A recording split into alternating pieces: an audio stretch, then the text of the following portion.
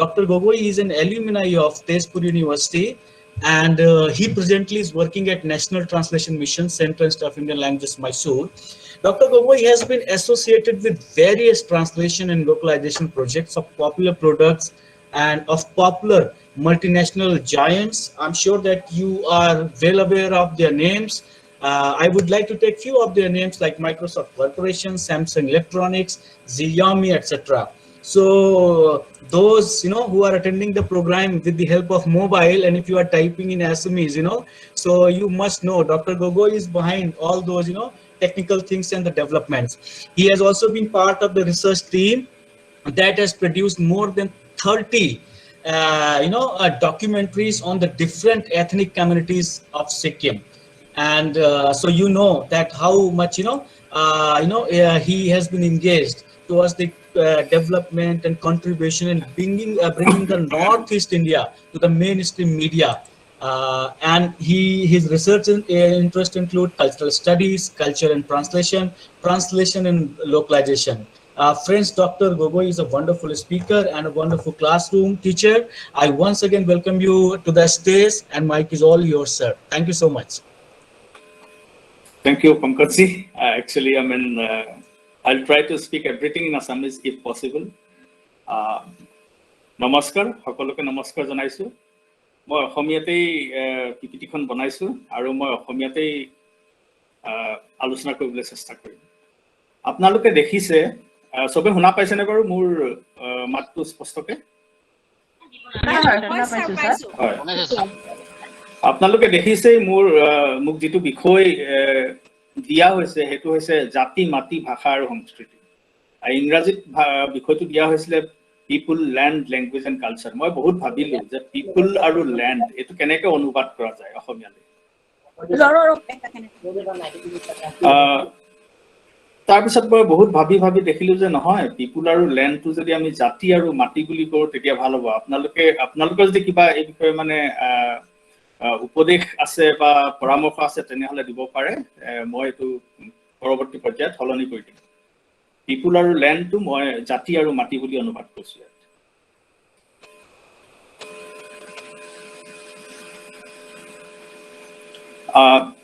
অসমৰ বিষয়ে জনাৰ আগতে আমি অকমান উত্তৰ পূৰ্বাঞ্চলৰ বিষয়ে জনাটো ভাল হ'ব। কাৰণ উত্তৰ পূৰ্বাঞ্চল এটা সময়ত অসমে আছিল, উত্তৰ পূৰ্বাঞ্চলৰ যথেষ্ট সংখ্যক ৰাজ্য আপোনাৰ 30-40 বছৰ মানৰ আগতে স্বাধীনতাৰ ওচৰে পাজৰে সেই সময়খিনিত অসমৰ ভিতৰতে আছিল। পিছত সেইবিলাক ফাটি গৈ একোখন বেলেগ ৰাজ্য হৈছে। আমি সকলোৱে জানো যে 1975 চন মানলৈকে 76 চন মানলৈকে শ্বিলঙে অসমৰ ৰাজধানী আছিল। তাৰ পিছতহে শ্বিলঙৰ পৰা আনি দিছপুৰত অস্থায়ীভাৱে ৰাজধানী স্থাপন কৰা হৈছিল। এইফালৰ পৰা চাবলৈ গ'লে আমি যদি অসম বুলি কওঁ তেতিয়াহ'লে আমি উত্তৰ পূৰ্বাঞ্চলক আলোচনা নকৰাকৈ অসমৰ বিষয়ে আলোচনা কৰাটো অকমান কঠিন হ'ব আমাৰ। হ'লেও আমি বিশেষ বহলাই আলোচনা নকৰো সেই বিষয়ে। জাস্ট আমি এটা অভাৰভিউ এটা ল'বলৈ চেষ্টা কৰিম। আৰু ইতিমধ্যে আপোনালোক যিহেতু সকলো অসমৰে, আপোনালোকে অসমৰ বিষয়ে, অসমৰ সংস্কৃতিৰ বিষয়ে, অসমীয়া জাতিৰ বিষয়ে বা অসমৰ যিখিনি ইউনিক কেৰেক্টাৰিষ্টিক্স আছে, যিখিনি অসমৰ অন্যান্য চৰিত্ৰ আছে, সেইখিনি বিষয়ে আপোনালোকে ভালদৰে পৰিচিত। গতিকে সেই বিষয়ে মই ভাবো বেছি আপোনালোকক বহলাই কোৱাৰ প্ৰয়োজন নাই। বৰঞ্চ মই আশা কৰিছো আজিৰ এই সেশনটোৰ পৰা মইহে আপোনালোকৰ পৰা কিছুমান কথা শিকিব পাৰিম। আমি জানো যে উত্তৰ পূব ভাৰতত 8খন ৰাজ্য আছে।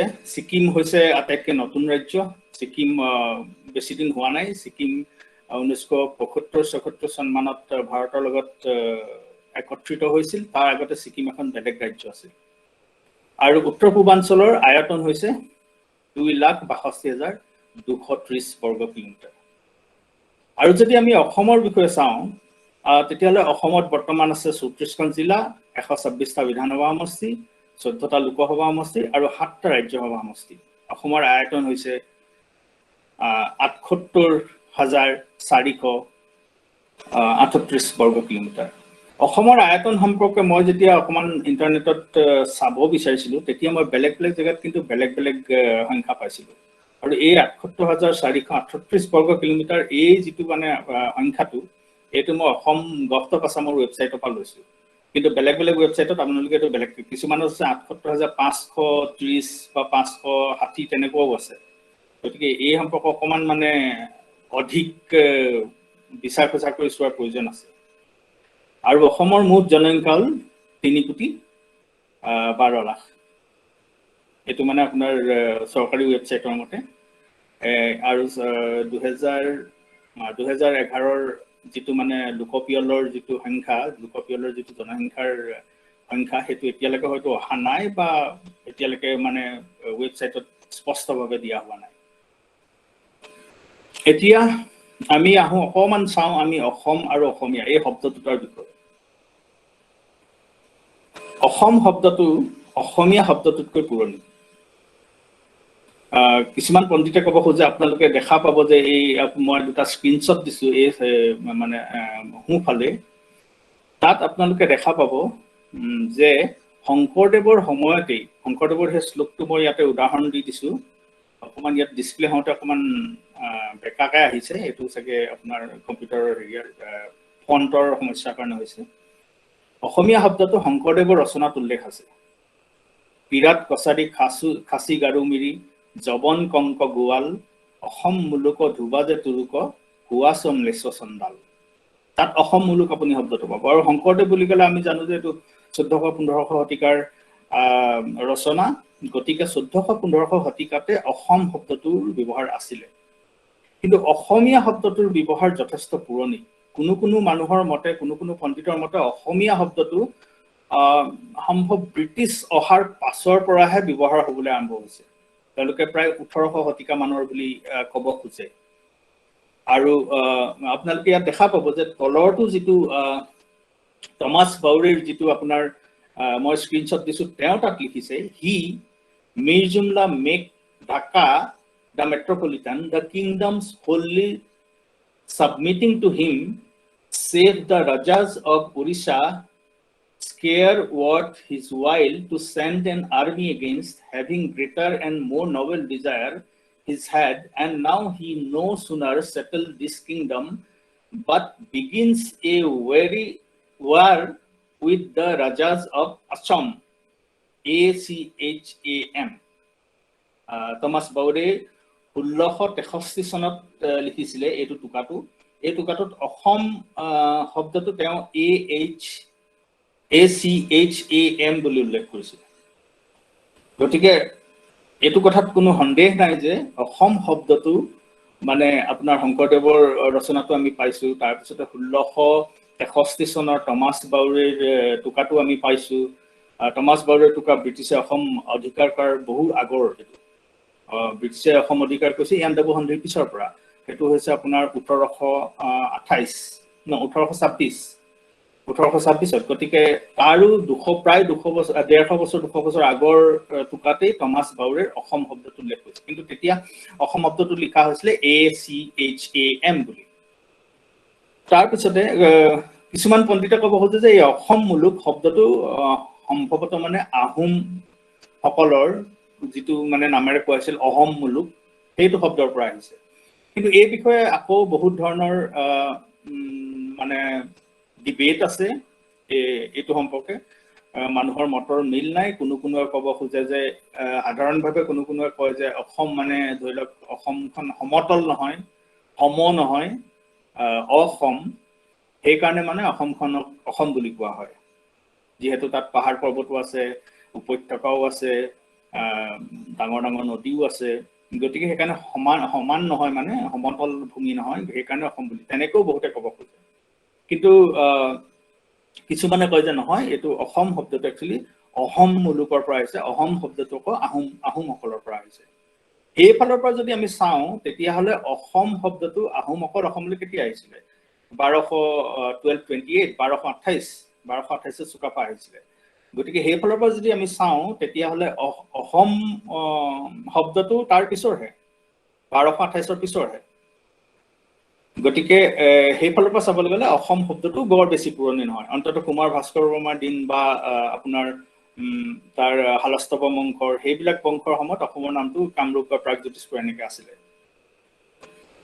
গতিকে এতিয়া আমি চাওঁ এই ফালৰ ওপৰৰ আপোনালোকে সোঁফালৰ ওপৰৰ স্ক্ৰীনশ্বটটোত দেখিব এইটো মই দিছোঁ স্ক্ৰীনশ্বট এইটো অসম চুক্তি অসম চুক্তি কি আমি সকলোৱে জানো অন্ততঃ আমাৰ সকলোৰে এটা ধাৰণা আছে কি অসম চুক্তি স্বাক্ষৰিত হৈছিল 1985 চনত ৰাজীৱ গান্ধী তেতিয়া ভাৰতৰ প্ৰধানমন্ত্ৰী আছিল ৰাজীৱ গান্ধী আৰু অসমৰ আপোনাৰ অসম ছাত্ৰ সন্থাৰ যিসকল বিষয়ববী আছিল তেওঁলোকে স্বাক্ষৰ কৰিছিল সেইখনত অসম চুক্তিখনত লিখা আছে যে অসমীয়া ৰাইজৰ সাংস্কৃতিক সামাজিক ভাষিক অস্তিত্ব আৰু ঐতিহ্য সংৰক্ষণ আৰু সংবৰ্ধনৰ বাবে উপযুক্ত সাংবিধানিক বিধায়নিক আৰু প্ৰশাসনিক নিৰাপত্তা প্ৰদান কৰা হ'ব কিন্তু কথাটো শুনিবলৈ ভালেই লাগে আমি সকলোৱে বুজিও পাইছো কিন্তু ইয়াতে আটাইতকৈ ডাঙৰ সমস্যাটো হ'ল কি অসমীয়া ৰাইজ এইটো আপোনালোকে জানে মানে আজি বহুত দিনৰ পৰা এইটোৰ ওপৰত তৰ্ক চলি আহিছে নানা পণ্ডিতৰ নানা মত হৈছে যে অসমীয়া ৰাইজ কোন অসমীয়া ৰাইজ কি অসমীয়া ৰাইজৰ ভিতৰত অসমৰ সকলো জনগোষ্ঠী আহিবনে পৰিবনে যে অকল ব্ৰহ্মপুত্ৰ উপত্যকাত যিখিনি মানুহ আছে সেইখিনিহে অসমীয়া ৰাইজ বুলি কোৱা হ'ব এই যিটো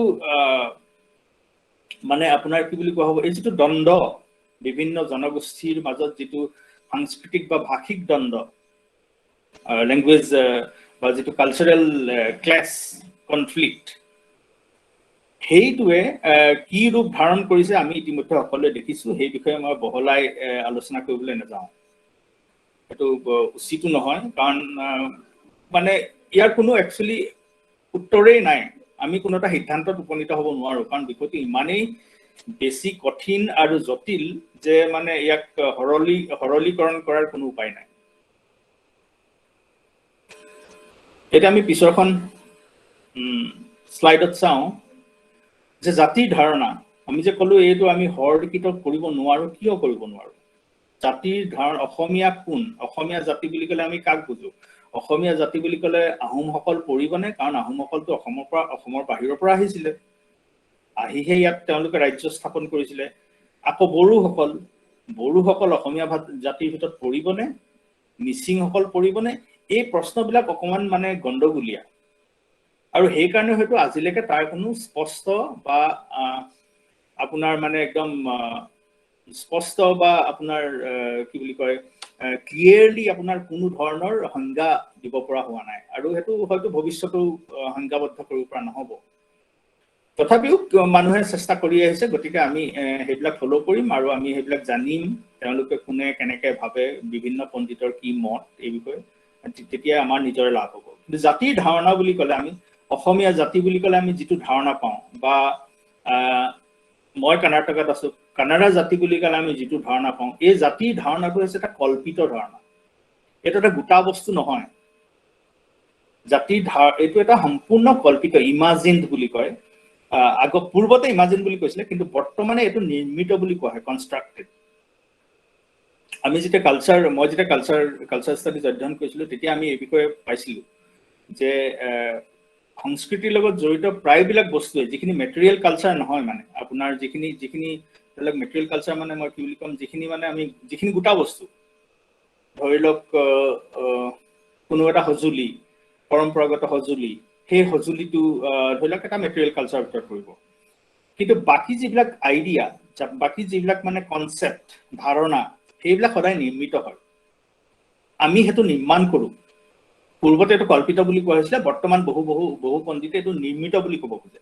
এটো কল্পিত নহয় এটো নিৰ্মিত এটো বনোৱা হয় তৈয়াৰ কৰা হয় নিৰ্মাণ কৰা হয় অসমীয়া জাতি কি এটো কোনেও নাজানে আজি কোনোবা এজন মানুহে চিন্তা কৰি তেওঁ কিবা এটা নিৰ্মাণ কৰিবলৈ চেষ্টা কৰিলে কিবা এটা ধাৰণা আৰু যদি কাইলে হেতু সকলোৰে বাবে গ্ৰহণযোগ্য হয় তেতিয়াহলে হেতু ধাৰণাই সকলোৱে মানি ল'ব গতিকে হেতু এটা নিৰ্মিত ধাৰণা এটো আগৰ পূৰ্বৰ পৰা এটো ঠিক হৈ থকা নাই মানে এটো আৰু সময় বাগৰাৰ লগে লগে সেই ধাৰণাবিলাক বেলেগ হয় 1800 শতিকাত যেটো অসমীয়া জাতিৰ ধাৰণা আছিল আজি 20 শতিকাত হেতু বেলেগ হৈছে 21 শতিকাত হেতু আৰু বেলেগ হ'ব আৰু 500 বছৰৰ পিছত অসমীয়া জাতিৰ ধাৰণাটো হয়তো সম্পূৰ্ণৰূপে বেলেগ হৈ পৰিব গতিকে এই ধাৰণাবিলাক অকমান মানে কোনটো শুদ্ধ কোনটো ভুল কি হোৱা উচিত কি হোৱা অনুচিত এই বিষয়ে মন্তব্য কৰাটো অকমান কঠিন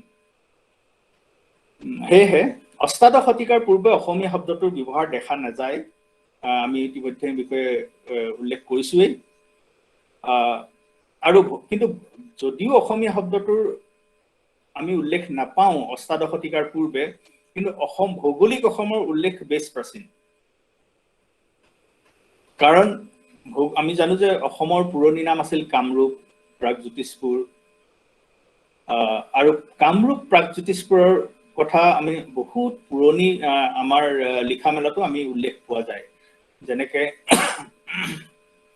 উদাহৰণস্বৰূপে মই ক'ব খোজো যে আপোনাৰ ৰামায়ণত এটা উল্লেখ আছে যে কামৰূপৰ ৰজা ভগদত্ত, প্ৰাগজ্যোতিষপুৰৰ ৰজা ভগদত্তক নৰক ৰজাৰ নাতিনীয়েক বুলি ভবা হয়। তেওঁ আহিছিলে, অন্ততঃ ভগদত্ত গৈছিলে নাই সেইটো বেলেগ কথা, ভগদত্ত আছিলে নে নাই সেইটোও বেলেগ কথা, সেইটো বেলেগকে আমি আলোচনা কৰিব পাৰিম।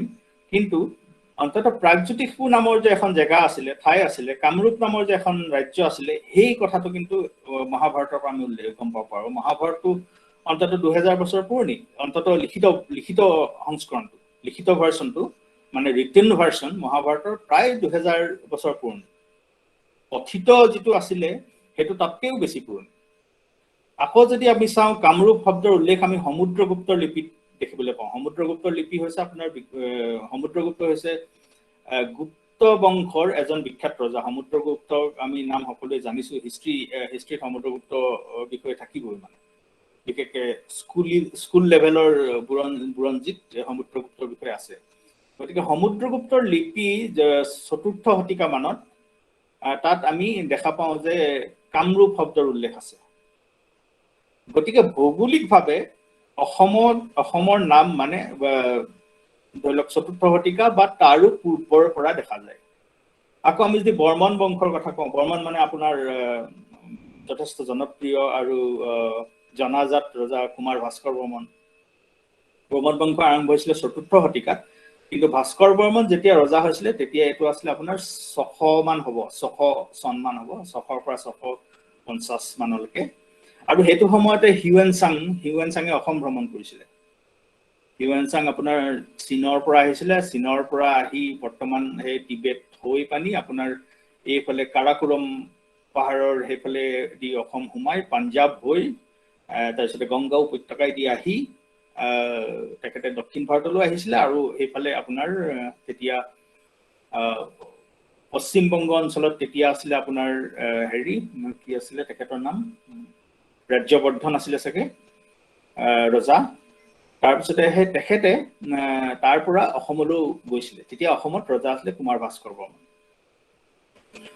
তাৰপিছতে ভাস্কৰ বৰ্মনৰ পাছৰ পৰা অসমত বিভিন্ন বংশই শাসন কৰিছে। মেজ বংশ আছিলে 6ষ্ঠ শতিকাত, তাৰপিছতে তাৰপিছতে পাল বংশ আছিলে 9ম শতিকাত। 9ম শতিকাৰ পিছতে আপোনাৰ অসমত আহিছিলে দ্বাদশ শতিকাত আহোমসকল আহিছিলে। আৰু আহোমসকলৰ পৰা অকণমান সময়ৰ কাৰণে মাজতে মানৰ ওচৰলৈ গৈছিলে অসমৰ শাসন, খুব কম সময়ৰ কাৰণে মানে অধিকাৰ কৰিছিলে তেতিয়াৰ আহোম ৰাজ্যখন। তাৰপিছতে অসম ব্ৰিটিছৰ অধীনলৈ গৈছিলে। আমি যদি কিন্তু আপোনালোকে দেখিছে যে যিটো মই 4ৰ্থ যিটো পইণ্টত 4 নম্বৰ পইণ্টত মই যিটো কৈছো যে শিৱ, সতী, কামদেৱ, কামৰূপ, এই বস্তুটো আমি কিন্তু সেই জাতিৰ ধাৰণা যিটো মানে নিৰ্মাণ কৰা হয় সেইটোৰ লগত সম্পৰ্কিত কৰিব পাৰো। শিৱ সতী একচুৱেলি আছিলে নে নাই কোনেও নাজানে, হয়তো আছিলেও হয়তো নাইও। শিৱ সতীৰ পৰা আপোনালোকে সেই সাধুটো নিশ্চয় জানে সকলোৱে, শিৱ সতী কাহিনীটো। তাৰপিছতে কামদেৱ কেনেকে মানে কামৰূপৰ নামটো কিদৰে কামৰূপ হ'ল, সেইটো আপোনালোকে জানেনে কাহিনীটো? জানো ছাৰ। মানে কামদেৱে তেওঁ ৰূপটো পুনৰ ঘূৰাই পাইছিলে, শিৱই ভস্ম কৰি দিছিল তপস্যাত মানে হেৰি কৰাৰ কাৰণে, ডিষ্টাৰ্ব কৰাৰ কাৰণে। গতিকে কামৰূপে তেওঁৰ ৰূপটো ঘূৰাই পোৱাৰ কাৰণেই কামৰূপৰ নামটো কামৰূপ হৈছিলে। তাৰপিছত আমি কামাখ্যাৰ কাহিনী জানোৱেই, নৰকে কেনেকে এৰাতিৰ ভিতৰতে আপোনাৰ সেই খটখটিটো বনাইছিলে, শিলৰ খটখটি। তাৰপিছতে ভগদত্তৰ কথাও আমি পাইছো মহাভাৰতত। তাৰপিছত আমি কুণ্ডিল নগৰ আপোনালোকে শুনিছে, শদিয়াত আছে, শদিয়াৰ পৰা অকণমান ওপৰলৈ আছে। কুন্দিল নগৰ ৰজা আছিলে ভীষ্মকৰ আপোনাৰ কন্যা আছিলে ৰুক্মিণী বিয়া হৈছিলে আপোনাৰ কৃষ্ণৰ লগত। তাৰপিছতে সেইটো অঞ্চলতে আছে আপোনাৰ শদিয়াৰ সেইফালে ওপৰলৈ আছে পৰশুৰাম কুণ্ড।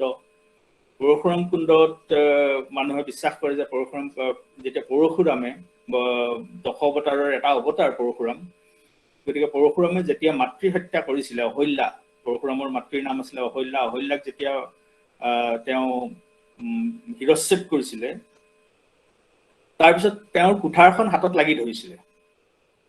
তেতিয়া তেওঁ কোনোবা এজন ঋষিৰ পৰামৰ্শ মতে তেওঁ সেই ঠাইডোখৰলৈ গৈ ব্ৰহ্মপুত্ৰৰ পানীত যেতিয়া হাত ধুইছিলে তেতিয়া তেওঁৰ হাতৰ পৰা কুঠাৰখন সৰি পৰিছিলে, সেইবুলি মানুহে বিশ্বাস কৰে। আৰু সেইটো হৈছে পৰশুৰাম কুণ্ড। তাৰপিছত আমি সকলোৱে জানো যে তেজপুৰৰ অগ্নিগড় ঊষা অনিৰুদ্ধৰ কাহিনী, আৰু তাৰ পৰা ঊষা অনিৰুদ্ধৰ ফলত যিখন হৰিৰ যিখন যুদ্ধ, কৃষ্ণ আৰু শিৱৰ যিখন যুদ্ধ এখন হৈছিলে, এইবিলাক যিবিলাক কাহিনী, শিৱ সতীৰ যিটো কাহিনী, নৰক ভগদত্তৰ যিটো কাহিনী, কুন্দিল নগৰৰ ৰুক্মিণী কৃষ্ণৰ যিটো প্ৰেম কাহিনী, পৰশুৰামৰ বা অগ্নিগড়ৰ যিটো কাহিনী, এইবিলাক সঁচা নে মিছা আমি আজি মানে ঠাৱৰ কৰিব নোৱাৰো। কিছুমানে কয় এইবিলাক মিথ মানে এইবিলাক কি বুলি কওঁ, অসমীয়াত মিথ শব্দটোৰ ঠিক প্ৰতিশব্দ নাই, এইবিলাক কল্পিত কাহিনী। কিন্তু এইবিলাকো এটা জাতিৰ ধাৰণাটো যেতিয়া সৃষ্টি হয়, তেতিয়া এই এনেকুৱা কাহিনীৰো সৃষ্টি কৰা হয়, যাতে মানে এটা জাতি কিমান পুৰণি বা এই জাতিৰ ধাৰণাটো মানে কি হয়। আপোনাৰ উদাহৰণ মই আপোনালোকে দিব খুজিছো, আপোনালোকে ইমান পুৰণাটো বাদেই দিয়ক, ৪ৰ্থ শতিকা ৩য় শতিকা আমি যদি আমি আহোমসকলৰ কাহিনীলৈ আহোঁ, তেতিয়া কি বুলি কোৱা হয়?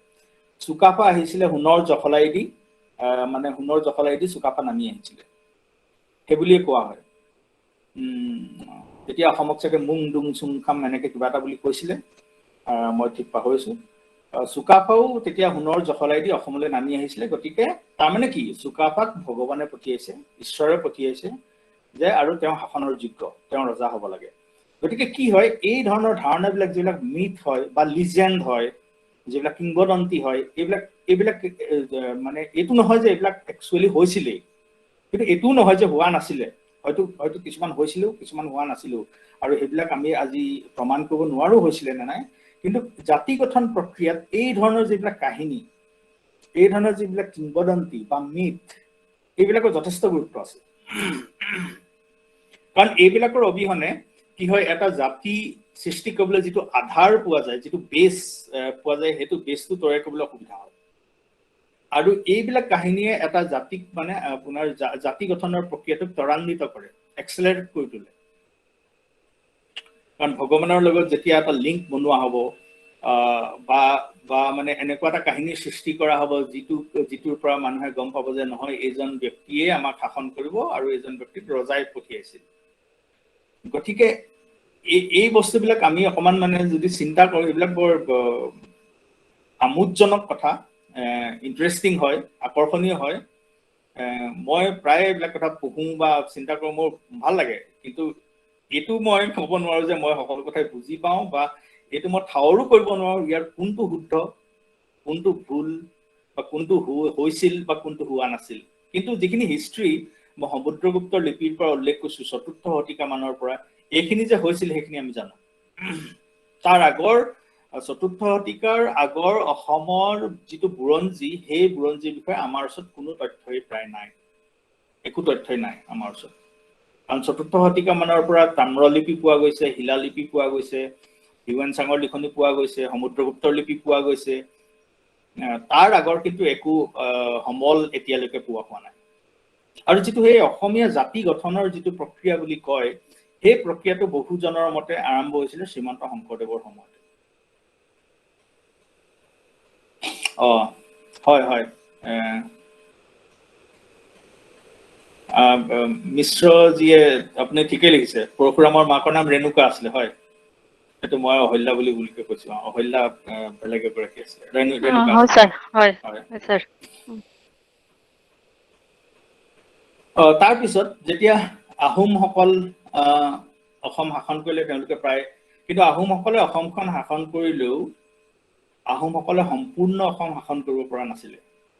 আহোম ৰাজ্যখন এতিয়াৰ যিখন অসম বুলি কওঁ আমি, আপোনাৰ সেইফালে তিনচুকীয়াৰ পৰা শদিয়াৰ পৰা এইফালে গোৱালপাৰা ধুবুৰীলৈকে, কিন্তু গোটেই অঞ্চলটো কেতিয়াও কোনো সময়তেই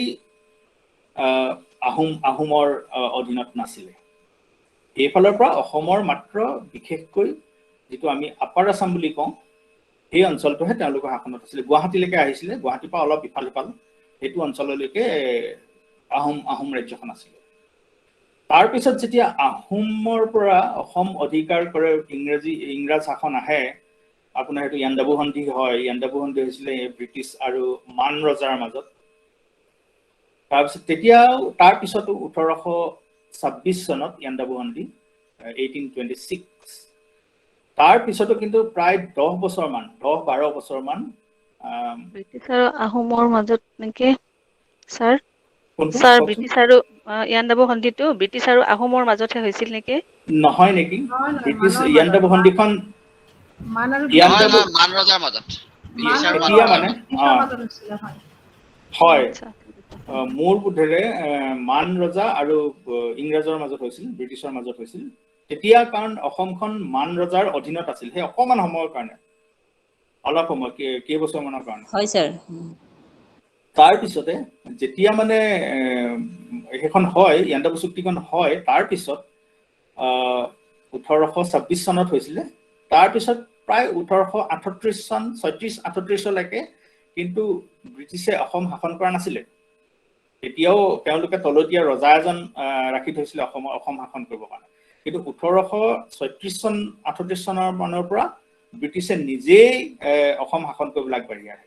তেতিয়া তেওঁ যিজন তলতীয়া ৰজা ৰাখিছিলে তেওঁক আঁতৰাই তেওঁলোকে নিজৰ চিষ্টেম বনালে, কমিশনাৰ আহিলে, তাৰপিছতে তেওঁলোকৰ নিজৰ আৰ্মি আহিলে, আৰু তেওঁলোকৰ লগে লগে বহুত বাংলা ভাষী লোকৰ প্ৰব্ৰজন হ'ল। এই কথাটো অকণমান গণ্ডগোলীয়া, কাৰণ ইয়াৰ পৰা আহিব আপোনাৰ অসমীয়া ভাষা আন্দোলন, অসম আন্দোলন, সকলো বস্তু। কিন্তু এইখিনি কথা বাদ দি আমি অসমৰ বিষয়ে আলোচনা কৰাটো অকণমান সম্ভৱ নহ'ব। সেইকাৰণেই মই ঠিক উল্লেখে কৰিম, কাৰণ অকণমান কণ্ট্ৰভাৰ্চিয়েলো হয় এইবিলাক বস্তু, কাৰণ নানা ধৰণৰ লোকে নানা ধৰণৰ মত আগবঢ়ায় এই বিষয়ে। তাৰপিছতে আমি দেখো যে তাৰপিছত অসমক 1905 চনত অসমক পূৰ্ববংগৰ সৈতে, পূৰ্ববংগ মানে বৰ্তমানৰ বাংলাদেশ, পূৰ্ববংগৰ সৈতে একত্ৰীকৰণ কৰি সেইখন এখন বেলেগ হেৰি বনোৱা হয়, প্ৰভিন্স বনোৱা হয়। তাৰপিছতে এইফালে পূৰ্ববংগক বেলেগ কৰি দিয়াৰ কাৰণে এইফালে ৱেষ্ট বেংগলত, পশ্চিমবংগত হুলস্থুল হয়। তাৰপিছতে বংগভংগ হয়, বংগভংগ মানে হেৰি হয়, বাতিল হয়। কিন্তু সেই যিটো আপোনাৰ অসম আৰু মানে বৰ্তমানৰ অসম আৰু যিটো এইফালে পশ্চিমবংগ, ইফালে পূব বংগৰ মাজত যিটো মানে আপোনাৰ একত্ৰীকৰণ হৈছিলে বা একত্ৰীকৰণ তাৰ পৰৱৰ্তী পৰ্যায়ত বাতিলো হৈছিলে, তাৰ ফলত যথেষ্ট মানুহৰ প্ৰব্ৰজন হৈছিলে। ইফালে সিফালে, ইফালৰ মানুহ ইফালে গৈছিলে, ইফালৰ মানুহ ইফালে গৈছিলে, তেনেকুৱা হৈছিলে। আৰু ফলত কি হ'ল, সেইটো সময়ত বহুত বাংলা ভাষী লোকৰ অসমলৈ প্ৰব্ৰজন ঘটে।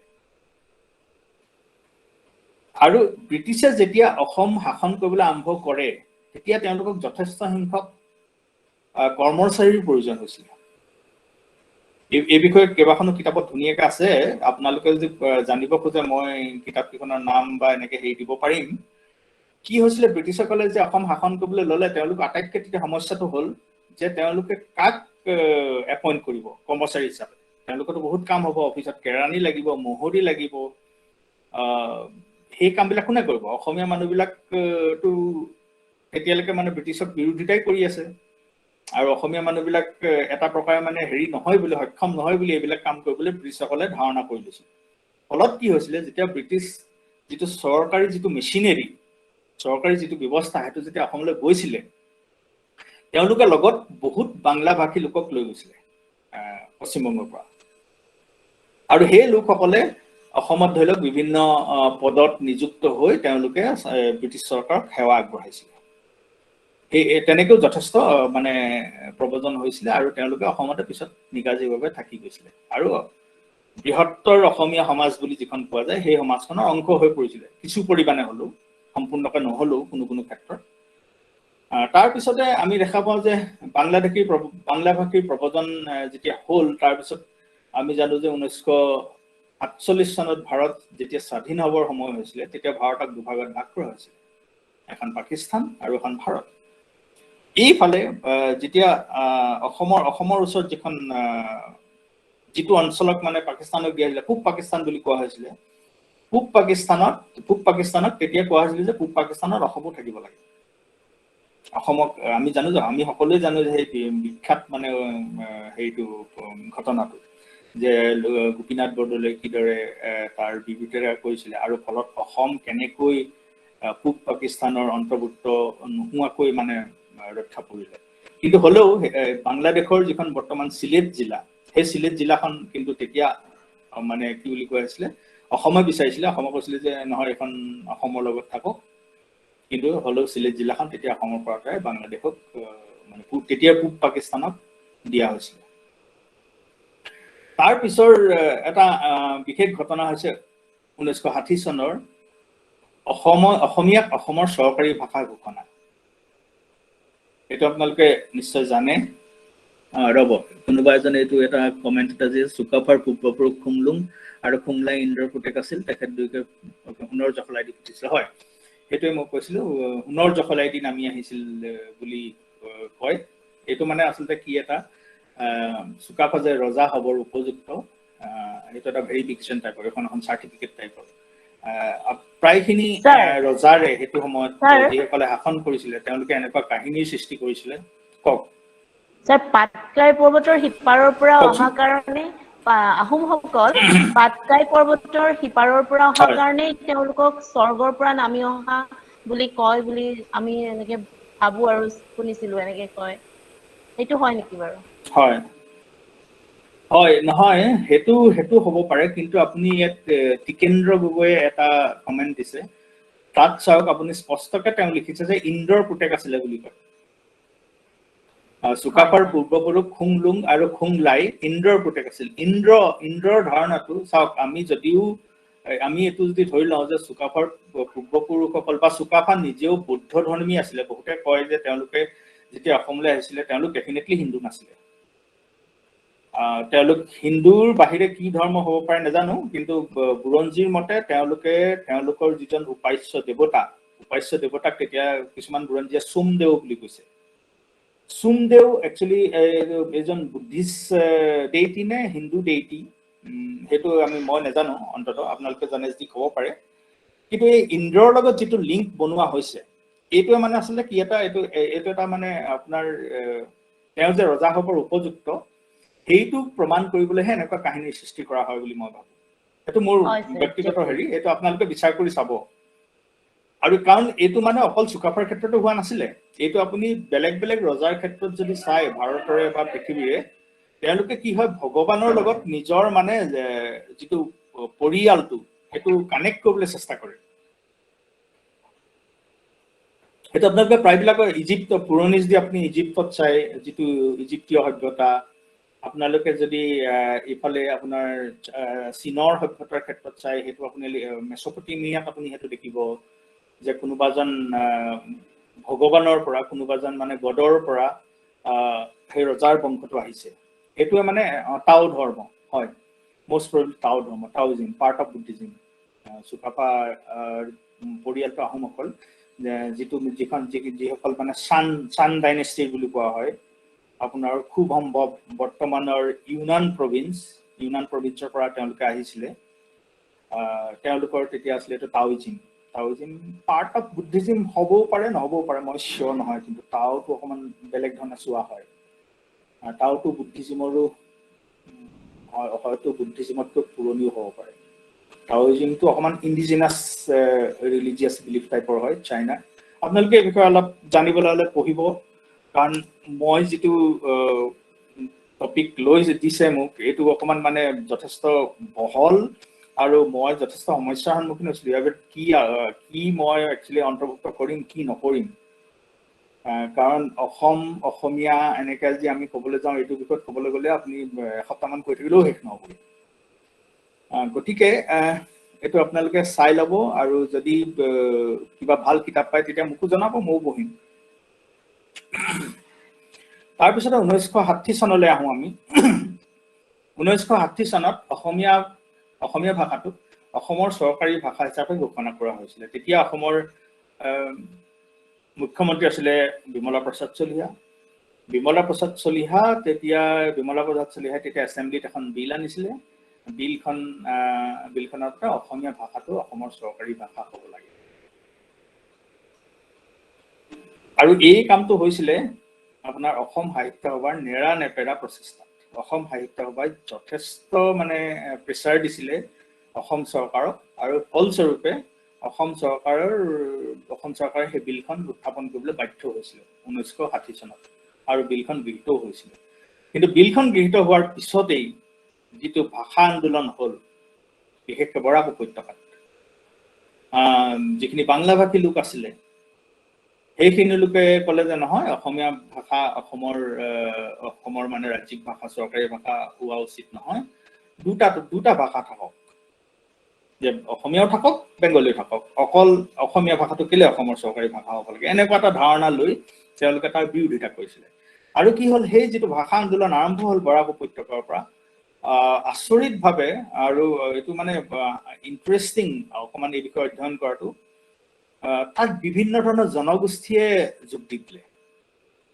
এইফালে আপোনাৰ সেইটো সময়তে আপোনালোক বড়োসকলেও নিজৰ যিটো আইডেণ্টিটি বিল্ডিং প্ৰচেছ বুলি কয়, নিজৰ যিটো পৰিচয় নিৰ্মাণ যিটো বুলি কয়, নিজৰ আইডেণ্টিটি বিল্ডিং, আইডেণ্টিটি ক্ৰিয়েশ্যন, সেইটো প্ৰচেছ তেওঁলোক আৰম্ভ হৈছিলে 1960 চন মানতে। ঠিক 1960 চন সেই সময়টোৰ ওচৰে পাজৰে আপোনাৰ বড়ো সাহিত্য সভাৰো আৰম্ভ হৈছিলে। তাৰপিছত অকল বড়োৱে নহয়, আপোনালোকে তাৰপিছত দেখিব কাৰ্বি, সেইফালে বৰাক উপত্যকাৰ ওচৰতে আছিলে কাৰ্বিসকলেও ভাষা আন্দোলনত সমৰ্থন আগবঢ়ালে। ফলত কি হ'ল, চৰকাৰেও অকণমান মানে ঢিলা এটা স্থিতি ল'বলৈ বাধ্য হ'ল। আৰু এই কাৰণেই অসমীয়া ভাষাক অসমৰ চৰকাৰী ভাষা হিচাপে ঘোষণা কৰাটো মানে এটা মানে চৰকাৰৰ কাৰণে সমস্যা, মূৰ কামনি হৈ পৰিল। এতিয়াও আপুনি দেখিব যে এতিয়া বহুতে ডিমাণ্ড কৰে অসমত অসমীয়া ভাষাটো ভালকে ব্যৱহাৰ কৰা হোৱা নাই, চৰকাৰেও ব্যৱহাৰ নকৰে। ইয়াত বহুত সমস্যা আছে, কাৰণ অসমখন ইমানেই বিভিন্ন জনগোষ্ঠীৰে ভৰি আছে, গতিকে সকলোকে তাত ঠাই দিয়াটো সম্ভৱ নহয়, বা সকলোৰ সংস্কৃতিক মানে কি বুলি কয়, স্বীকৃতি দিয়াটো, সমানভাৱে স্বীকৃতি দিয়াটো, স্বীকৃতিটো সকলোৱে পায়, কিন্তু সমানভাৱে স্বীকৃতি দিয়াটো সম্ভৱ নহয়। সেইকাৰণে এটা মোৰ এই কোটটো বৰ ভাল লাগে, চান্তাল মুফ নামৰ এগৰাকীয়ে এই বুলি কৈছে, all forms of consciousness are by necessity based on acts of exclusion. মই অসমীয়ালৈ অনুবাদ কৰিবলৈ চেষ্টা কৰিছো, সকলো ধৰণৰ ঐক্যমতে অৱধাৰিতভাৱে বৰ্জনৰ ওপৰত আধাৰিত। আপুনি যদি বাদ দিব নোখোজে, তেতিয়াহ'লে আমি কেতিয়াও ঐক্যমতত উপনীত হ'ব নোৱাৰো।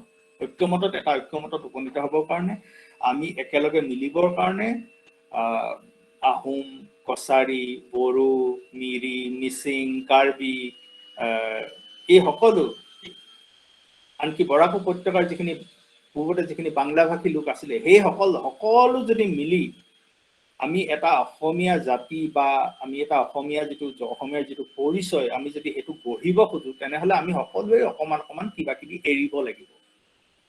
সেই অকমান এৰা ধৰা নকৰাকে আমি কেতিয়াও একগোট হ'ব নোৱাৰো, আমি এটা ঐক্যমতত উপনীত হ'ব নোৱাৰো।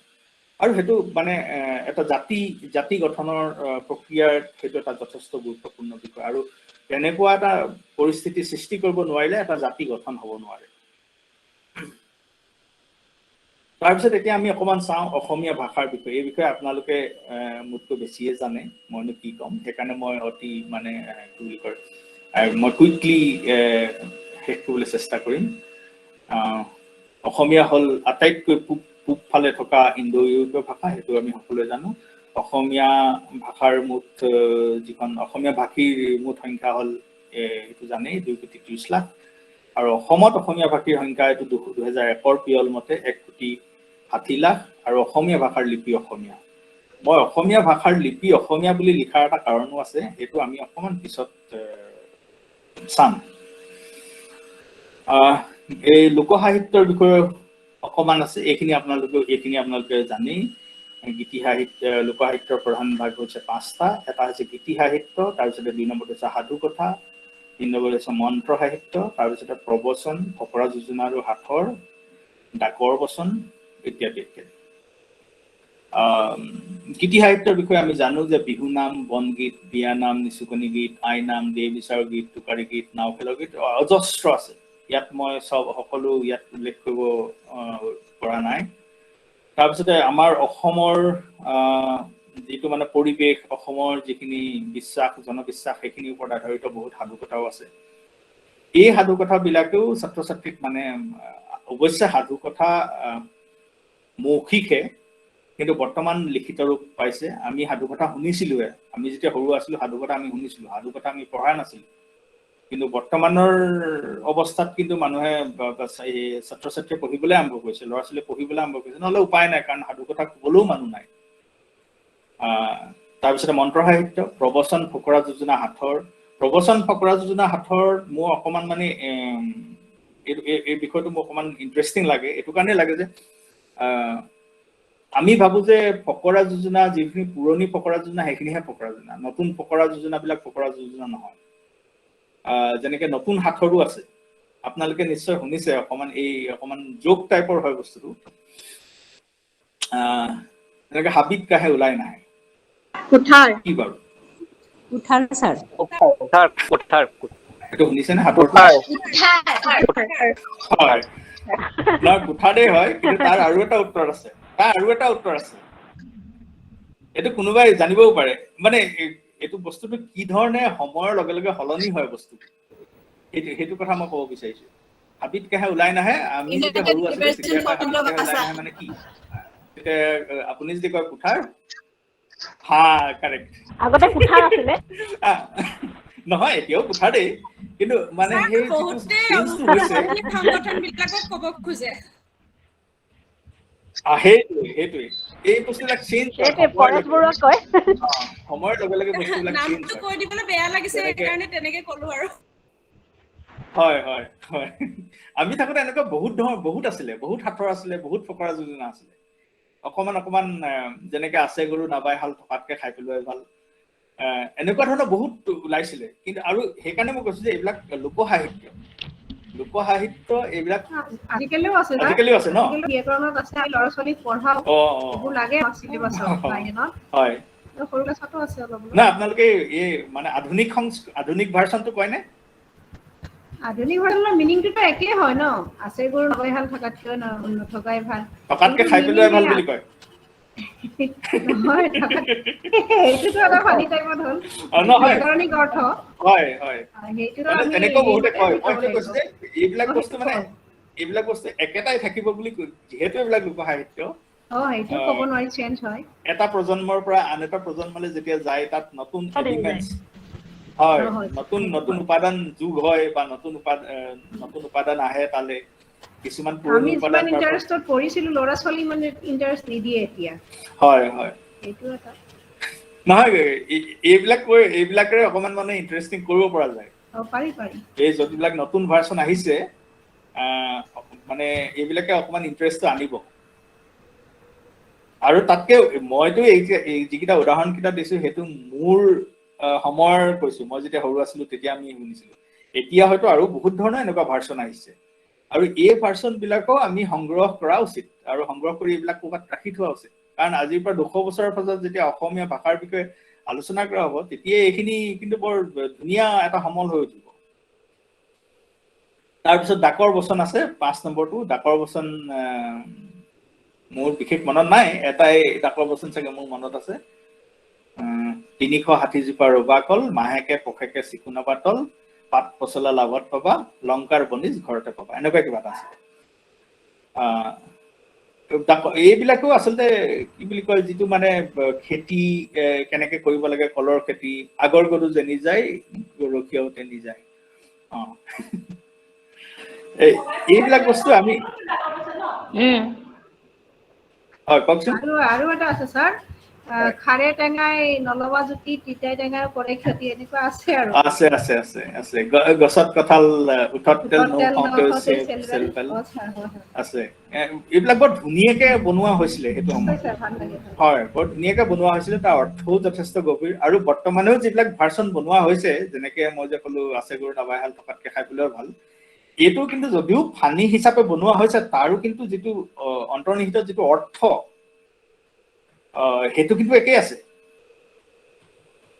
তাৰ মাত্ৰ এক্সপ্ৰেছনটোহে অকমান সলনি কৰা হৈছে গতিকে এইবিলাকো আমাৰ সম্পদ আৰু যিবিলাক গালি গালাজ আছে সেইবিলাকো আমাৰ সম্পদ অলপতে অসমৰ বিখ্যাত গল্পকাৰ ইমৰান হুছেইনে এখন অভিধান প্ৰকাশ কৰি উলিয়াইছে অসমীয়া অশিষ্ট শব্দকোষ এইখনত তেওঁলোকে অসমীয়া যিখিনি গালি গালাজ সেইখিনি তেওঁ সংগ্ৰহ কৰিবলৈ চেষ্টা কৰিছে এইবিলাক বস্তুৰ লগতো আমি যেতিয়া ভাষা এটা শিকিবলৈ হয় কিন্তু প্ৰথম এই বুলি কোৱা যায় যে প্ৰথম মানুহে গালিহে শিকে অশিষ্ট শব্দবিলাকহে শিকে আৰু হয়তো এইটো এটা আপোনালোকে চিন্তা কৰি চাব পাৰে যে কিবা প্ৰকাৰে ধৰি লওক অসমীয়া যিখিনি স্লেং তাৰো কিছুমান মই এইটো কোৱা নাই যে সকলো ধৰণৰ স্লেং শিকাব লাগে তাৰো কিন্তু দুই এটা শিকোৱাটো হয়তো এটা উপায় হ'ব পাৰে মানে যিটো আগ্ৰহটো জন্মাবৰ কাৰণে গতিকে সেই কিতাপখন এবাৰ পাৰিলে চাবচোন অসমীয়া অশিষ্ট শব্দকোষ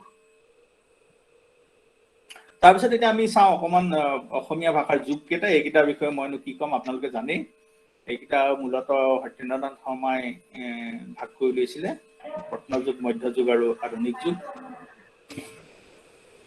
হয় কিবা ক'ব নেকি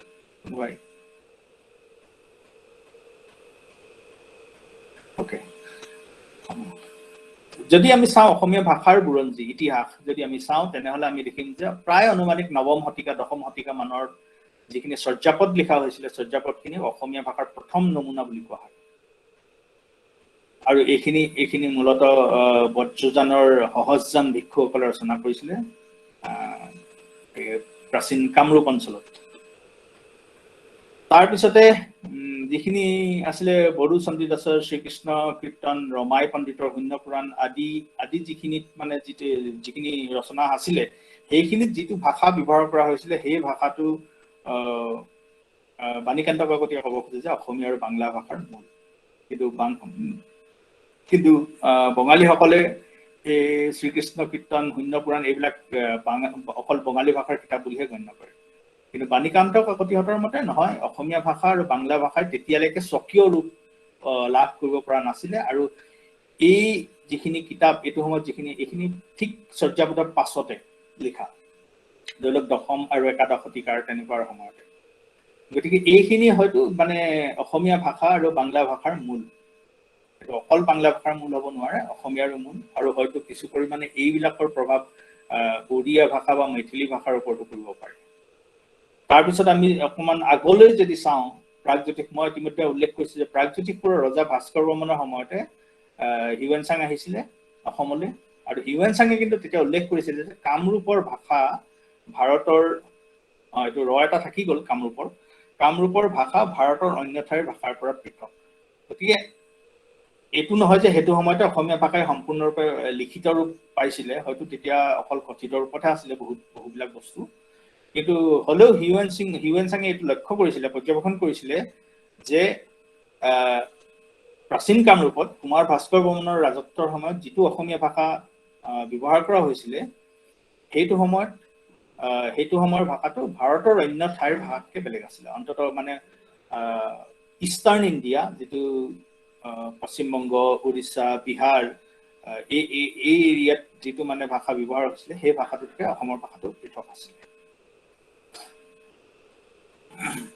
তাৰপিছতে আমি আহোম সাহিত্যকাল আৰু আহোম শাসনকাল আৰু বুৰঞ্জী সাহিত্য এই বিষয়েও বিশেষ ক'ব আমি নালাগে আমি সকলোৱে জানো আমি সকলোৱে যথেষ্টখিনি পঢ়ি আহিছো এই বিষয়ে আহোম শাসনকাল যেতিয়া আৰম্ভ হৈছিলে অসমত তেতিয়া তেওঁলোকে লগতে লৈ আহিছিলে বুৰঞ্জী লিখাৰ যিটো মানে পৰম্পৰা তেওঁলোকে আহি ৰজাই কি ক'ত কেনেকৈ কৰিছিলে ক'ত ৰাস্তা বনাইছিলে ক'ত পুখুৰী খান্দিছিলে কোন ৰজাৰ কোন ওচৰ চুবুৰীয়া কোনজন ৰজাৰ লগত যুদ্ধ হৈছিলে এই সকলোবিলাক তেওঁলোকে লিপিবদ্ধ কৰি ৰাখিছিলে আৰু সেইখিনিকে বুৰঞ্জী সাহিত্য বুলি কোৱা হয় বুৰঞ্জী সাহিত্য কিন্তু মূলতঃ প্ৰথম অৱস্থাত প্ৰায় ভাষাতে লিখা হৈছিলে পিছলৈ আপোনাৰ পিছলৈ মানে যথেষ্ট পিছলৈ অসমীয়াটো দুই এখন বুৰঞ্জী পোৱা যায়, কিন্তু মূলতঃ এইখিনি টাই ভাষাত হৈছিল।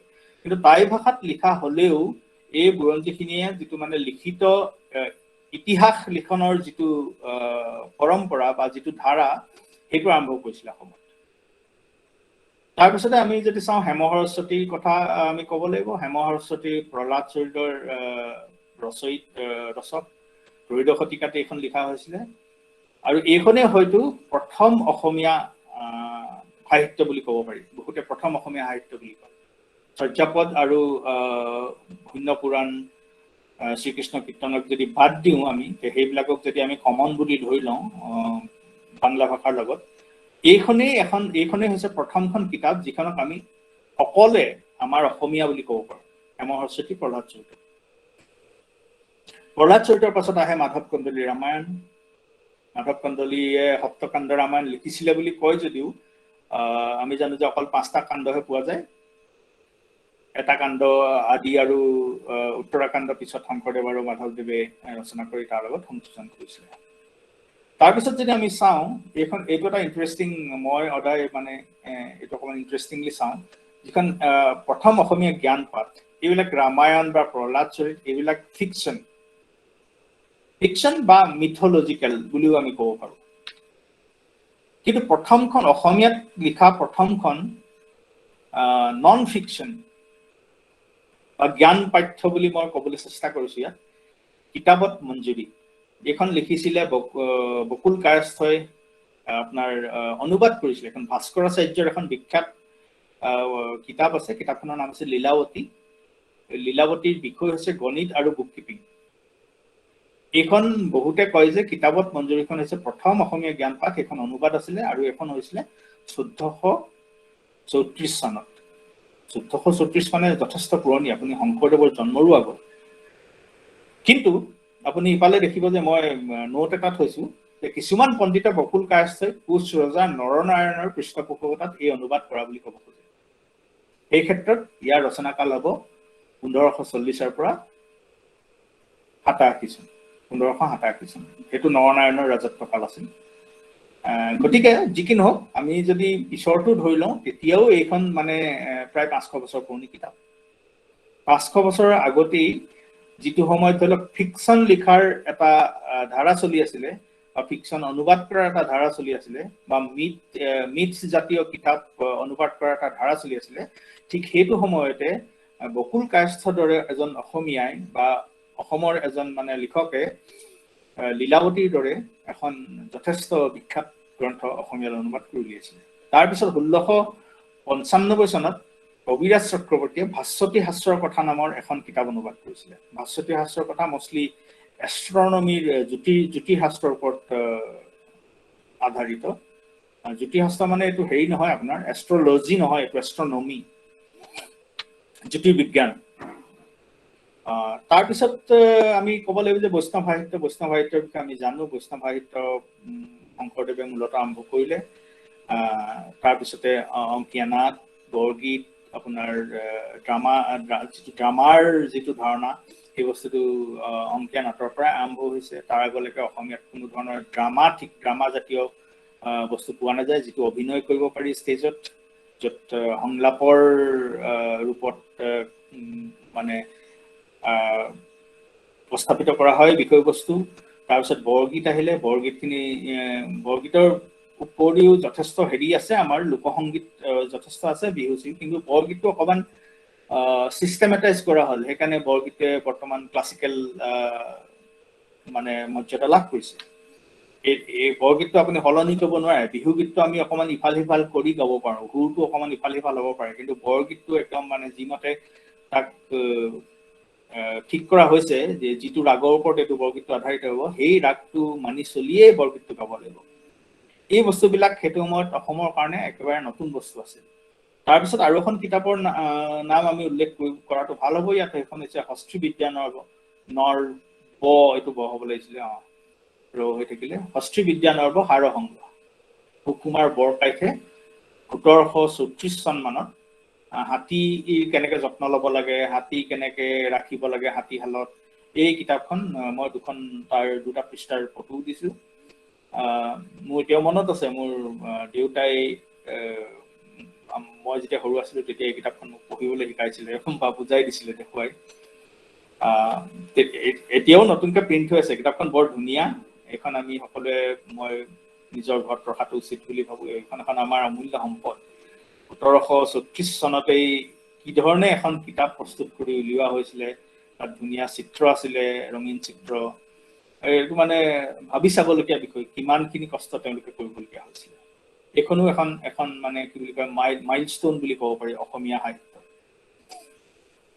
তাৰ পিছত আহিলে প্ৰথমখন অসমীয়া প্ৰিন্টেড বুক মুদ্ৰিত কিতাপ এইখন আছে বাইবেল সেইখনক তেতিয়া ধৰ্ম পুস্তক বুলি কোৱা হৈছিলে আত্মাৰাম শৰ্মাই অনুবাদ কৰিছিলে আৰু তেওঁৰ লগত আছিলে ৰেভাৰেণ্ড উইলিয়াম কেৰী কিন্তু এইখন অসমৰ পৰা মুদ্ৰণ হোৱা নাছিলে অসমৰ পৰা ছপা হোৱা নাছিলে এইখন কলিকতাত ছপা কৰা হৈছিলে কলিকতাৰ আপোনাৰ ঠিক কলিকতা উৰিষ্যাৰ কোনোবা এটা অঞ্চলত তাৰপিছতে মই উল্লেখ কৰিছোঁ 1836 চনত অসমৰ অধিকাংশ অঞ্চল ব্ৰিটিছসকলৰ প্ৰত্যক্ষ শাসনৰ অধীনলৈ আহে আৰু 1836ৰ পৰা 1873 চনলৈ বাংলা আছিল অসমৰ চৰকাৰী ভাষা প্ৰায় 40 বছৰ অসমত বাংলা চৰকাৰী ভাষা আছিল তাৰপিছত 1934ত অসমত ছাপাহাল স্থাপন হয় শিৱসাগৰতে মোৰ ঘৰ মই দেখিছো জেগাডোখৰ ক'ত ছাপাহাল স্থাপন হৈছিলে আৰু সেই ছাপাহালৰ ঠিক ওচৰে পাজৰে 14খন অসমীয়া মাধ্যমৰ বিদ্যালয় স্থাপন এইটো এটা অসমীয়া ভাষাৰ বাবে মাইলৰ খুঁটি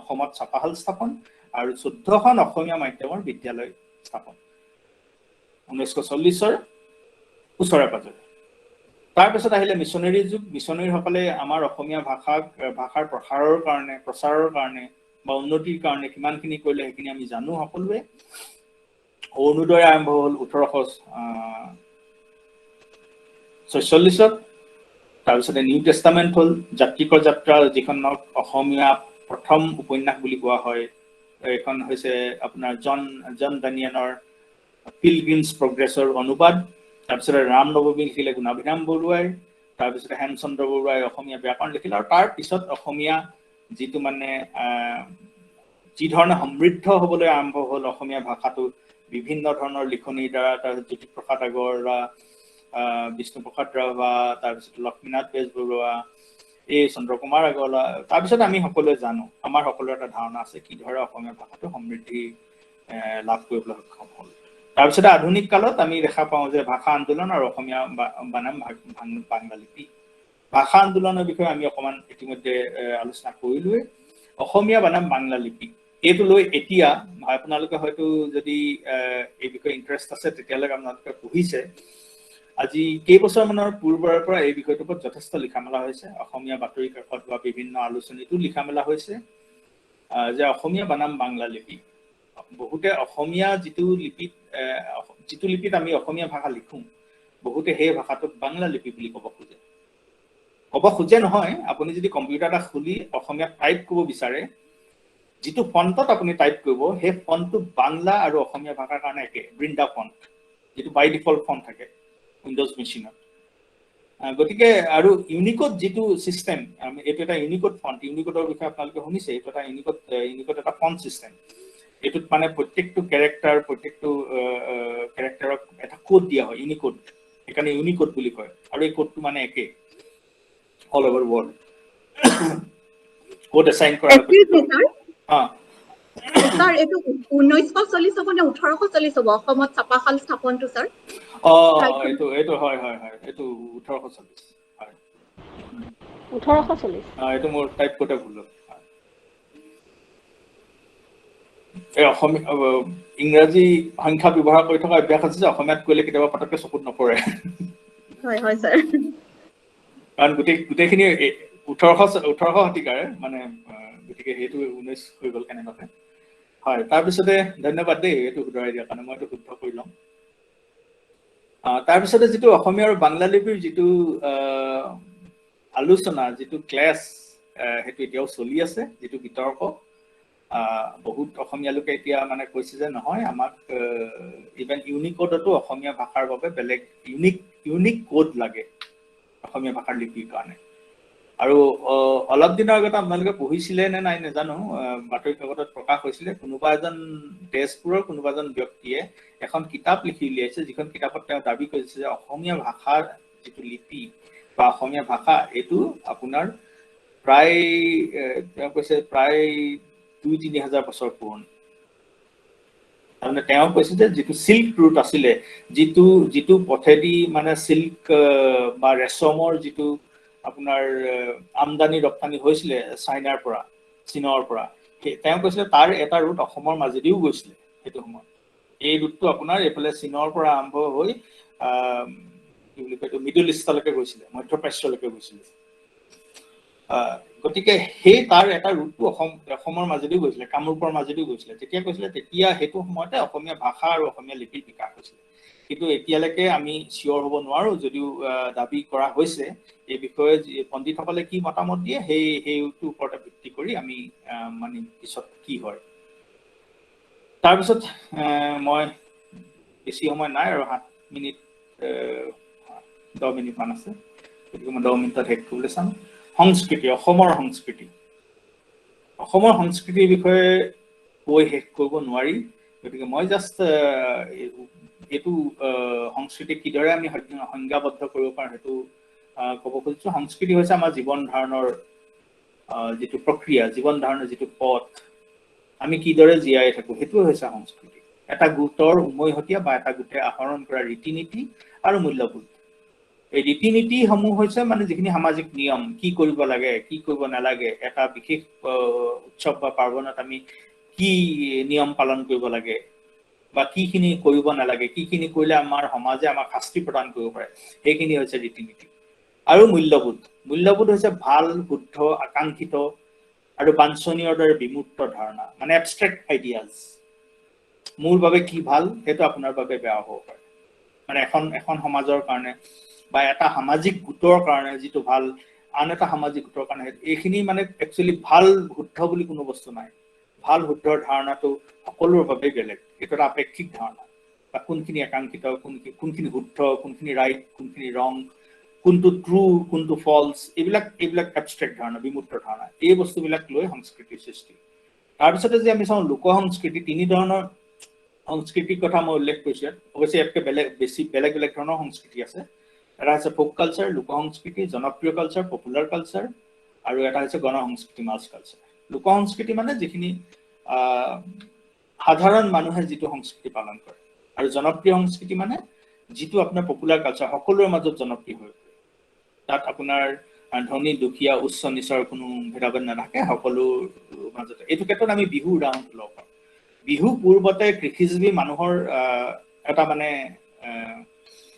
উৎসৱ আছিলে বা উৎসৱ আছিলে। উৎসৱৰ বিষয়ে সেইদিনা এই শব্দটো উচ্চাৰণৰ বিষয়ে সেইদিনা যথেষ্ট আলোচনা হৈছে, মই সেইদিনা শুনিছিলোঁ ভালকে। প্ৰথম বিহুটো এটা আপোনাৰ চহাসকলৰ বা কৃষি কাৰ্যৰ লগত জড়িত যিসকল লোক, সেইসকলৰ এটা উৎসৱ আছিলে। পিছত এই বিহু উৎসৱটো বাকী সকলো লোকৰ মাজত, যিসকল লোকে খেতিৰ লগত জড়িত নহয় তেওঁলোকৰ মাজতো ই জনপ্ৰিয় হৈ পৰে। গতিকে ই ফোক কালচাৰ পৰা পপুলাৰ কালচাৰ হয়। তাৰপিছত কি হয়, ই এটা গণ সংস্কৃতি হয়। গণ সংস্কৃতি মাছ কালচাৰ। মাছ কালচাৰ কেতিয়া হয়, যেতিয়া সেই সংস্কৃতিটোক লৈ ব্যৱসায়ৰ আৰম্ভ হয়। এইটো সেইকাৰণে বহুতে মাছ কালচাৰ ধাৰণাটো কেপিটেলিজিমৰ লগত জড়িত বুলিও ক'ব খোজে। এতিয়া বিহুৰ নামত কি হয়, বিজনেছ হয়। আপুনি এখন চিডি উলিয়াই দিলে, ভিচিডি উলিয়াই দিলে, আপুনি এটা বিহু ফাংচন পাতিলে, তাৰ পৰাও 2 টকা কোনোবাই ঘটিলে। বা বিভিন্ন ধৰণে বিহুৰ সময়ত কোনোবাই ড্ৰেছ ভাড়া দিব, কোনোবাই ধৰি লওক আপোনাৰ বাদ্যযন্ত্ৰ ভাড়াৰে দিব, কোনোবাই হয়তো বিহু টিম বনাই তাৰ পৰা 2 পইচা ঘটিব। এই ধৰণে যিটো এটা ব্যৱসায় হয়, এটা ধন ঘটাৰ মাধ্যম হৈ পৰে যেতিয়া এটা সংস্কৃতি, তেতিয়া সেইটো মাছ কালচাৰ হৈ পৰে।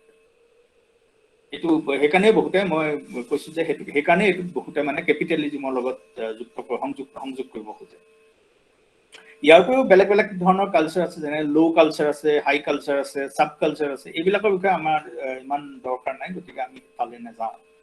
আৰু এই লাষ্টৰ যিটো পইণ্ট, নানা জাতি উপজাতি ৰহণীয়া কৃষ্টি, এইটো আমাৰ ভূপেন দাৰ গীতৰ পৰা লোৱা হৈছে। আমি অসমীয়া নহওঁ দুখীয়া, এই গীতটোত আছে, নানা জাতি উপজাতি ৰহণীয়া কৃষ্টি, আঁকোৱালি লৈ হৈছিল সৃষ্টি এই মোৰ অসম দেশ। এই যিটো ষ্টেঞ্জা, এই যিটো স্তৱক, এইটো যদি আমি পঢ়ো তেতিয়াহ'লে আমি আৰু অসমীয়া সংস্কৃতি কি বুজিবলৈ বাকী নাথাকে, আমি বুজি পাই যাম। অসমীয়া সংস্কৃতি বুলি ক'লে যে এটা গোটা বস্তু নহয়, অসমীয়া সংস্কৃতিটো একচুৱেলি এটা পিঁয়াজ। এই পিঁয়াজত বিভিন্ন ধৰণৰ তৰপ আছে। আপুনি যদি তাৰ পৰা বড়ো সংস্কৃতিটো আঁতৰাই দিয়ে, আপুনি তাৰ পৰা যদি আহোম সংস্কৃতিটো আঁতৰাই দিয়ে, আপুনি তাৰ পৰা যদি মিচিঙৰ ঐনিতম আঁতৰাই দিয়ে, বড়োৰ বাগুৰুম্বা আঁতৰাই দিয়ে, বা মৰাণসকলৰ বিহু আঁতৰাই দিয়ে, তেতিয়াহ'লে সেই পিঁয়াজটো এনেকে আঁতৰাই থাকিলে আমি লাষ্টত একো নাপাওঁ, একো নাথাকে, অকল কেৱল তৰপহে। অসমীয়া সংস্কৃতিটো তেনেকুৱা বস্তু।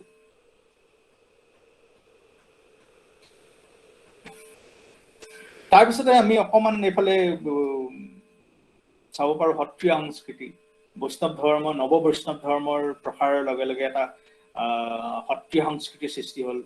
সেইটো আমি সত্ৰীয়া সংস্কৃতি বুলি ক'ব পাৰো নে নোৱাৰো মই নিশ্চিত নহয়, হ'লেও মই সেইকাৰণে এটা কুৱেশ্যন মাৰ্ক দি ৰাখিছো তাতে। তাৰপিছত বৈষ্ণৱ প্ৰভাৱ পৰিলে আমাৰ বিভিন্ন বিহু যদিও এটা কৃষিভিত্তিক উদ্যোগ আছিল, মানে উৎসৱ আছিলে, বিহুত কিন্তু আজিকালি কৃষ্ণৰ কথা যথেষ্ট উল্লেখ পোৱা যায় বিহু নামত, বিশেষকৈ হুঁচৰি অংশটো। আৰু এই বস্তুটো বৈষ্ণৱ ধৰ্মৰ প্ৰভাৱ বুলিয়ে ক'ব পাৰি। কাৰণ পূৰ্বতে অসমৰ যিসকল লোক আছিলে সেইসকল মূলতঃ জনগোষ্ঠী আছিলে, আৰু জনগোষ্ঠীসকল আমি জানো যে তেওঁলোকে প্ৰকৃতি পূজা, নেচাৰ ৱৰ্শ্বিপিং বা আত্মবাদ, এনিমিজিমত বিশ্বাস কৰিছিলে। তাৰ পিছত সম্ভৱতঃ বৌদ্ধ ধৰ্ম আহিলে অসমলৈ, চৰ্যাপদ এনেকে আমি পাওঁ। তাৰপিছত হিন্দু ধৰ্ম আহিলে সম্ভৱতঃ, তাৰপিছত হিন্দু ধৰ্মৰ পিছত অলপ পিছত আহিলে বৈষ্ণৱ ধৰ্মটো, তাৰপিছত ইছলাম আহিলে। ইছলাম সম্ভৱতঃ ইছলাম ধৰ্মৰ লগত প্ৰথম অসমৰ পৰিচয় ঘটিছে প্ৰায় দশম একাদশ শতিকা মানৰ পৰা। তেতিয়া আপোনাৰ যিখন বেংগল চুলতানেট, সেইটো হ'ল বেংগল চুলতানেটৰ যিজন চুলতান বখতিয়াৰ খিলজী সম্ভৱ তেখেতৰ নাম আছিলে, বেংগল চুলতানেট বখতিয়াৰ খিলজী অধীনত আছিলে। তেতিয়া বখতিয়াৰ খিলজীয়ে কিন্তু অসমলৈ সৈন্য বাহিনী পঠিয়াইছিলে। সেইটো সময়ত এটা অসমীয়া জাতি বা অসমীয়া সমাজ সেইটো সময়ত ইছলাম ধৰ্ম সম্পৰ্কলৈ আহিছিলে, সেইটো সময়ত প্ৰথম। তাৰপিছত আমি দেখো যে লাহে লাহে খ্ৰীষ্টান ধৰ্ম অসমলৈ আহিলে, ব্ৰিটিছ অহাৰ ঠিক অলপ আগৰে পৰা। তাৰ পিছৰ পৰ্যায়ত আমি সকলোৱে জানো শংকৰ মাধৱ, আজান ফকীৰ, জ্যোতি বিষ্ণু, ভূপেন দা, তেওঁলোকৰ অসমীয়া সংস্কৃতিলৈ কি অৱদান আছে। আজান ফকীৰৰ জিকিৰ এটা ইউনিক ডিভ'চনেল চং, গতিকে সেইফালে তেনেকুৱা কোনো ডিভ'চনেল চং নাই। গোটেই আপুনি যদি ভাৰতত চাই এই ধৰণৰ মানে যি এটা শান্তি আৰু সম্প্ৰীতিৰ বাৰ্তা কঢ়িয়াই লৈ ফুৰে। আৰু অসমৰ উদ্যোগ হিচাপে মই জাষ্ট উল্লেখে কৰিছো ইয়াত পাট মুগা উদ্যোগ, চাহ উদ্যোগ, কাঁহ পিতল শিল্প। এইকাৰণে উল্লেখ কৰিছো যে পাট মুগা উদ্যোগৰ লগতো জড়িত আমাৰ বহুত লোক সংস্কৃতি আছে, বহুত চাহ উদ্যোগৰ লগত জড়িত বহুত লোক সংস্কৃতি আছে। চাহ উদ্যোগৰ লগত জড়িত বিশেষকৈ যিসকল টি ট্ৰাইব, যিসকল চাহ জনজাতি, তেওঁলোকৰ ঝুমুৰটো কিমান সুৰীয়া সেইটো আমি সকলোৱে জানো। ঠিক একেদৰে সৰ্থেবাৰীৰ কাঁহ পিতল শিল্প বা শুৱালকুছিৰ যিটো বয়ান শিল্প, সেইটোৰ লগতো জড়িত বহুত গীত মাত বা এনেকুৱা উৎসৱ পাৰ্বণ আমি দেখা পাব পাৰোঁ, যদিও তাৰ কিছুমান নতুন আৱিষ্কাৰ কিন্তু হ'লেও পোৱা যায়। এইখন শ্লাইড সম্ভৱ মই আপোনালোকক নকওঁ, কাৰণ বিহুৰ বিষয়ে আমি সকলোৱে জানো। বিহুত বিভিন্ন ধৰণৰ উপাদান আছে, হ'লেও ইয়াৰ উপাদানটো থলুৱা, মূল উপাদান থলুৱা। এইখন শ্লাইডে মই শেষ কৰিম। এইখনত দুটামান মই তথ্যহে আছে ইয়াত। আপোনালোকে জানেনে মাধৱ কন্দলী ৰামায়ণৰ বিষয়ে? মাধৱ কন্দলী ৰামায়ণ প্ৰান্তীয় ভাষাৰ প্ৰথম ৰামায়ণ সেইটো। প্ৰান্তীয় মানে প্ৰান্তীয় মানে ধৰক আমাৰ অসম বা এনেকুৱা যিখিনি মানে ভাৰতৰ প্ৰান্তীয় যিখিনি ৰাজ্য, মানে আমাৰ যিখিনি ৰাজ্য আৰু সেইখিনি মানে সংস্কৃতৰ প্ৰথম অনুবাদ। হয় হয় হয়, বিশেষকে যে আমি পূব ভাৰতক চাওঁ, বাংলা ভাষা, ওড়িয়া ভাষা, মেথিলি ভাষা, হিন্দী ভাষা, এইবিলাকত যেতিয়া ৰামায়ণ অনুবাদ কৰা হৈছিলে, তাতকে প্ৰায় 150-200 বছৰ পূৰ্বেই মাধৱ কন্দলী অসমীয়া ৰামায়ণ অনুবাদ কৰি উলিয়াইছিল। এইটো এটা বৰ ডাঙৰ কথা, এইটো ডাঙৰ গৌৰৱৰ কথা, কিন্তু এই কথাটো আমাৰ বহুতেই গুৰুত্ব নিদিয়ে। 2 নম্বৰটো হ'ল লাচিত বৰফুকন স্বৰ্ণ পদক কি আৰু কাক প্ৰদান কৰা হয়। লাচিত বৰফুকনক আমি সকলোৱে জানো। হয়তো অসম এনেকুৱা এখন অসম একমাত্ৰ ৰাজ্য আছিল যিখন মোগলে জয় কৰিব পৰা নাছিল, আৰু প্ৰায় 17 বাৰ অসম আক্ৰমণ কৰিবলৈ চেষ্টা কৰিও বিফল হৈছিল, আৰু তাৰ মূলতে আছিল লাচিত বৰফুকন। হয়, নয়ন গোস্বামী, আপুনি ঠিকে লিখিছে। লাচিত বৰফুকন স্বৰ্ণ পদক প্ৰদান কৰা হয় NDAৰ বেষ্ট কেডেটজনক। NDA মানে নেশ্যনেল ডিফেন্স একাডেমি। এইটো আপোনাৰ দেৰাদুনত আছে, তেওঁলোকৰ এটা চেণ্টাৰ পুনেতো আছে। পুনেৰ যিটো NDA national Pune military academy best cadet, পুনেৰ যিখন মিলিটাৰী একাডেমি আছে তাত লাচিত বৰফুকনৰ এটা প্ৰতিমূৰ্তিও আছে। আপুনি হয়তো অসমতে লাচিত বৰফুকনৰ প্ৰতিমূৰ্তি ইমান নেদেখিব, হয়তো এতিয়া মই জনাততো সেই লাচিত বৰফুকনৰ প্ৰতিমূৰ্তি অকল সেই ব্ৰহ্মপুত্ৰৰ মাজত যে গুৱাহাটীত স্থাপন কৰিছিলে সেইটোহে আমি জানো, আৰু ক'ৰবাত আছে যদিও আমি গম নাপাওঁ। কিন্তু সৰ্বভাৰতীয় পৰ্যায়ত লাচিত বৰফুকনৰ যথেষ্ট গুৰুত্ব আছে, তেওঁক যথেষ্ট সন্মান দিয়া হৈছে। NDA নেশ্যনেল ডিফেন্স একাডেমিৰ যিজন বেষ্ট কেডেট মানে যিটো গ'ল্ড মেডেল বুলি কোৱা হয়, সেইজনক লাচিত বৰফুকন স্বৰ্ণ পদক প্ৰদান কৰা হয়। অসমৰ জাতীয় নৃত্য কি বাৰু?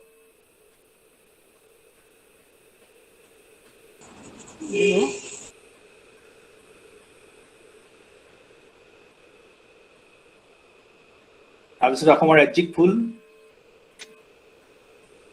অসমৰ ৰাজ্যিক জন্তু কপৌ ফুল, হয় শুদ্ধ উত্তৰ। তাৰপিছত ৰাজ্যিক জন্তু